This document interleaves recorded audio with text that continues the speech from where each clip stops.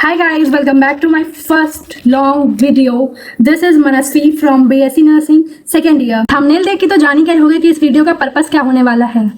खैर, पर फिर भी मैं बता देती हूँ। ये मेनली फर्स्ट सेमेस्टर के लिए वीडियो है जो कि उन्हें बताएगी कि उन्हें कैसे टाइम मैनेज नहीं, मेनली उन्हें अपनी चीज़ों को कैसे मैनेज करना है, सब्जेक्ट्स को कैसे मैनेज करना है और सारी चीज़ों को कैसे मैनेज करना है। क्योंकि फर्स्ट सेमेस्टर में मेनली बच्चों का कन्फ्यूजन ये रहता है कैसे करूँ कैसे ना करूँ, कौन सब्जेक्ट ज़्यादा इंपॉर्टेंट है, कौन सी चीज़ें ज़्यादा इंपॉर्टेंट है, मुझे कैसे करना चाहिए कैसे नहीं करना चाहिए। काश मुझे एक कोई गाइडेंस देने वाला मिल जाए। So I am here with you. I know this is not cute and ये मत सोचना कि अरे आ गई ज्ञान देने, खुद का नंबर नहीं पता होंगे कितने आए हैं, ये है वो है। Bro, I was in the top 3 students in my batch in my first semester. तो जो भी चीज़ें बताऊंगी उसे अच्छे से देख लेना, समझ लेना, सुन लेना बिना किसी को जज करे। So let's start. First point is make your mind set for college. I know कि अभी स्कूल लाइफ से निकली हो गया या ड्रॉपर हो गया या कुछ भी होगा, I don't know about that, but school life में ये रहता है कि हाँ तुम्हें चीज़ें बता दी हैं, शेड्यूल दे दिया है, तुम्हें उसी के अकॉर्डिंग हर चीज़ करनी है। बट यहाँ ऐसा नहीं होता। स्कूल की तरह यहाँ पे स्पून फीडिंग नहीं करवाई जाती है। जो भी करना है तुम्हें खुद से करना है। यहाँ तुम नहीं पढ़ोगे तो किसी को फर्क नहीं पड़ेगा, ना ही तुमसे कोई बोलने जाएगा कि हाँ बेटा पढ़ो लिखो या कुछ करो। यहाँ कोई नहीं बोलेगा, तो तुम्हें खुद से ही सब कुछ अपना मैनेज करना है, कैसे चीज़ें करनी है वो सब करना है। अब स्कूल वाली लाइफ भूल जाओ, वो खाली कहने को है कि हाँ स्कूल लाइफ है, अच्छी नहीं है, मतलब तुम्हारी उसमें अच्छी नहीं होती है। बट सब लोग यही बोलते हैं ना कि हाँ कॉलेज जाओगे बहुत मज़े करेंगे, बहुत फन रहे। मुझसे पूछो, कोई फन नहीं रहता। स्पेशली अगर तुमने BSc नर्सिंग ले लिया ना, करने सोच भी लिया, भूल जाओ, फिर फन नहीं है। तुम अपने हिसाब से जैसे फन कर पाओ is a different thing, but इसमें खुद से कोई फन नहीं है, भूल जाओ। ओके, तो पहले स्टडीज पे ध्यान दो। कॉलेज लाइफ में तुम्हें कोई नहीं बताएगा कि तुम्हें क्या करना है, हर चीज़ खुद ही से पूरा सेटअप करो। खाली पढ़ना, रट्टा मारना या पास होना, यही सारी चीज़ें नहीं होनी चाहिए। तुम्हें प्रैक्टिकल नॉलेज भी आना चाहिए कि तुम कैसे चीज़ों को सीख रहे हो, प्रैक्टिकली कैसे चीज़ों को हैंडल करनी है कैसे नहीं करनी। क्योंकि यहाँ पे तुम खाली पढ़ाई नहीं करोगे, यहाँ पे क्लिनिकल ड्यूटीज़ भी लगेंगी, तो उसके लिए practical knowledge is also most important thing. So moving further to the next point, and the next point is know your syllabus. तुम्हें यूनिवर्सिटी के साइड से सिलेबस का पूरा PDF मिल जाएगा, वो तुम देख लो कि तुम्हारे सब्जेक्ट्स क्या क्या है। और मेनली तुम्हारे सब्जेक्ट्स तो एनाटॉमी है, फिजियो है, साइको है, सोशियो है, नर्सिंग फाउंडेशन 1 है। फर्स्ट सेमेस्टर की बात कर रही हूँ मैं। और इसमें जो मेन सब्जेक्ट्स है उनकी बात करूँ तो anatomy, physio and nursing foundation. Nursing foundation तो तुम्हारा बेसिक है, इसको नहीं पढ़ाना तो तुम पूरे 4 साल में घिसने वाले हो फिर, क्योंकि ये तुम्हारा बेसिक है, ये तुम्हारा हर जगह आने वाला है। इसको छोड़ दिया ना तुमने तो फिर गई, फिर बैठ के तुम फर्स्ट सेमेस्टर में नर्सिंग फाउंडेशन ही पढ़ते रह जाओगे और 6 सेमेस्टर में भी होगे, तो क्योंकि हर जगह तुम्हें यही चीज़ें मिलेंगी। फिर जाके तुमको आगे कोई नहीं बताएगा कि हाँ ये सारी चीज़ें थी, फाउंडेशन की चीज़ें कोई नहीं बताएगा। सारी ये बोलेंगे तुम्हें आता हो, तुमने पढ़ा होगा फाउंडेशन में, कोई नहीं बताएगा। और सबसे इंपॉर्टेंट एनाटॉमी और फिजियो, अगर ये तुमने नहीं पढ़ा ढंग से फिर तो पूछो मत क्या बीमारी होने वाली है तुम्हें। बीमारी रिफर्स टू बहुत प्रॉब्लम होने वाली है, क्योंकि आगे AHN वगैरह में तुमको पता, अगर तुम बॉडी की ऑर्गन सिस्टम या किसी चीज़ सिस्टम के बारे में ही नहीं जानोगे तो उसके डिसीज और डिसऑर्डर्स कैसे पढ़ोगे। तो तुम्हें पता ही नहीं होगा कि ऑर्गन कहाँ पे है, उससे क्या क्या चीज़ें हो सकती हैं, क्या क्या एंजाइम्स हैं, क्या क्या चीज़ें हैं क्या नहीं हैं, क्या क्या इफेक्ट्स हो सकते हैं, तो डिसऑर्डर्स कहाँ जानोगे। सो यही है कि अपना सिलेबस देखो, अच्छे से देखो, सब्जेक्ट्स देखो, और mainly focus nursing foundation, anatomy and physiology पे करो, क्योंकि ये आगे जाके बहुत काम आने वाले हैं डिसऑर्डर्स और डिसीज में पढ़ने के लिए। So right that. Moving further, and our next point is making notes. भाई सबसे इंपॉर्टेंट पॉइंट है ये कि मेकिंग नोट्स बनाना is such a beneficial thing, जो आपके एग्जाम टाइम में, सेमेस्टर एग्जाम्स टाइम में आपको बहुत ज़्यादा हेल्प करने वाली है।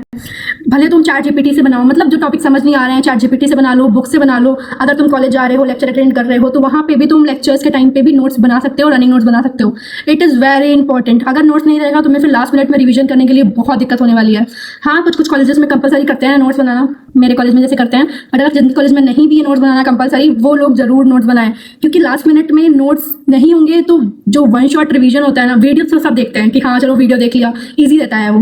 बट जो चीज़ पढ़ने से आएगी ना, खुद से रीड करने से, तुम्हारे खुद के नोट्स रहेंगे, तुम समझ के जो चीज़ें लिखी होंगी उससे पढ़ने से तुम्हें ज़्यादा चीज़ें समझ में आएंगी और एट द एंड तक तुम्हें सब कुछ याद रहेगा। सो नोट्स बनाना मत भूलना। अगर 1 पेज नोट्स ही बना रहे हो, शॉर्ट नोट्स बना रहे हो, इट्स ओके, बट उसमें हर चीज़ होनी चाहिए, मेंशन होनी चाहिए। क्लियर होना चाहिए हर चीज़। लाइक किसी की कैरेक्टरिस्टिक्स हैं तो खाली कैरेक्टरिस्टिक्स डिफाइन कर दो, कोई बात नहीं, उसको पर्टिकुलरली सब हेडिंग्स करके पूरा डिफाइन मत करो, वो चलेगा, क्योंकि तुम हेडिंग्स ही पढ़ लोगे ना तो वही मेन तुम्हारे लिए हो जाएगा। Then our next point is when to start your studies actually. मेरे हिसाब से अगर फ्रेशर हो तो 1-2 महीना तो तुमको कॉलेज को समझने में, फ्रेंड्स बनाने में, सिलेबस समझने में ही लग जाएगा। तुम उसमें आधा टाइम वेस्ट कर दोगे कि अरे फ्रेशर्स है, पार्टी है, ये है, वो है, उसी में तुम्हारा 1-2 महीना तो गया। इंट्रो ही देते रह जाओगे तुम पूरे कॉलेज में सबको कि हाँ मेरा नाम ये है, ब्ला ब्ला ब्ला ब्ला ब्ला। सो इन सबको साइड रख के फर्स्ट मंथ तो छोड़ दो, सेकेंड मंथ से तुम अपनी पढ़ाई प्रॉपर स्टार्ट कर दो और टाइमली अपना कोर्स कंप्लीट करो। अगर कोर्स नहीं कंप्लीट होगा तो आगे जाके बहुत प्रॉब्लम होगी, सेमेस्टर एग्जाम में बहुत प्रॉब्लम होगी। मैं अपने टाइम की बात करूँ, एनाटॉमी का पेपर तो ऐसा आया था कि पूछो मत। और तुम लोग भी अगर अनएक्सपेक्टेड एग्जाम पेपर देख लिए तो फिर हो गया कल्याण। तो बेटर है कि अपने आप को पहले से उस चीज़ से प्रिपेयर रखो, उस चीज़ के लिए प्रिपेयर रखो। ये ना हो कि यार मैंने इतना नहीं पढ़ा, सब कुछ पढ़ो, हाँ थोड़ी बहुत चीज़ें रह जाती हैं, कोई पूरा सिलेबस नहीं कंप्लीट कर पाता, बट तुम्हें कंसेप्ट क्लियर होना चाहिए उस चीज़ का, भले वो चीज़ प्रॉपर एकदम रटी रटाई ना याद हो। एनाटॉमी वगैरह में तो, फिजियो वगैरह में तो तुम्हें डायग्राम तो एकदम भर भर के बनाने हैं। हर चीज़ जो चीज़ एक्सप्लेन करो उसको टॉपिक वाइज लिख के और भर भर के डायग्राम्स बनाओ, उसमें अच्छे से neat and clean labelled diagram होना चाहिए। और अगर सिलेबस कंप्लीट नहीं किया तो हमने फर्स्ट 4 मंथ्स में अप्रॉक्सीमेटली तो अपना सिलेबस कंप्लीट कर लो। ये फ्रेशर्स करके अगर तुम रहने गए ना तो डूब जाओगे, क्योंकि अगर लास्ट मंथ में तुम्हारी क्लिनिकल ड्यूटीज़ लग गई ना फिर तो कुछ नहीं समझेगा, क्लिनिकल ड्यूटी ही करते रह जाओगे। क्योंकि मैंने ये चीज़ झेली है, मुझे कोई गाइड करने वाला नहीं था। मेरे पास चलो थोड़े बहुत टीचर्स थे जो मुझे गाइड कर दे रहे थे, बट फिर अगर तुम्हें नहीं मिला गाइडेंस ना तो फिर बहुत इश्यूज़ होंगे, बहुत टाइम मैनेजमेंट बिल्कुल नहीं होगा, एकदम ख़राब हो जाएगा। और फिर स्ट्रेस लोगे तो फिर दिमाग खराब होगा तो पढ़ाई नहीं करोगे तो मार्क्स अच्छे नहीं आएंगे तो और दिमाग खराब होगा, नींद नहीं आएगी। तो बेटर है पहले ही कर लो, ना नींद खराब वैसे ही होनी है तो पहले थोड़ी बहुत नींद सेक्रीफाइस कर सकते हो। ओके, बहुत बकवास हो गई। So next point is revision is the main focused point. Like तुमने आज लेक्चर किया, रनिंग नोट्स बनाए, घर पे आके 1 घंटा बस उसको थोड़ा 15-20 मिनट देख के बस ऊपर से रीड कर लो, जो भी पढ़ाया हो, जो भी तुमने पढ़ा हो, वो बहुत ज़्यादा हेल्पफुल रहेगा।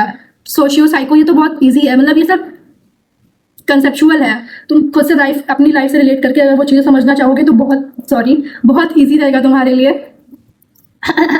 बहुत ईजी रहेगा तुम्हारे लिए वो चीज़ें समझना। अगर समझ के करोगे तो बहुत बेटर है। बट अगर रट्टा मारने बैठ गए ना तो 4 साल निकल जाएंगे तुम्हारे बहुत अच्छे से।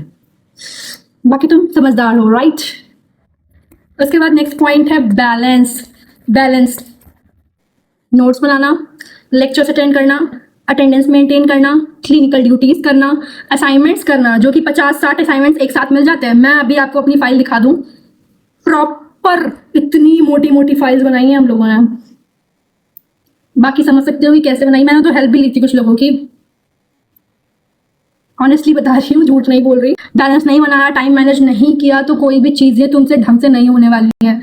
Like studies is okay, classes में कभी कभी टेस्ट भी लेते हैं। हमारे यहाँ तो ऐसा ही होता था कि 1 यूनिट खत्म हुई टेस्ट, दूसरी यूनिट खत्म हुई टेस्ट, हर हफ्ते मतलब एक दिन में 2 टेस्ट तो हम लोग दे ही रहे होते हैं हर सब्जेक्ट का।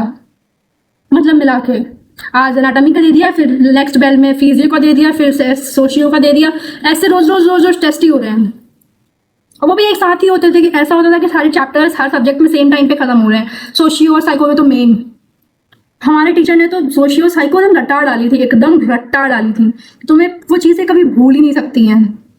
ओके, तो सबसे बढ़िया से बैलेंस करके चलना हर चीज़ों को। अगर बैलेंस नहीं करोगे तो आगे जाके तुम्हें बहुत दिक्कत होने वाली है, क्योंकि nursing is only about time management. अगर टाइम मैनेजमेंट नहीं किया तो प्रॉपर स्ट्रेस होने वाला है तुमको।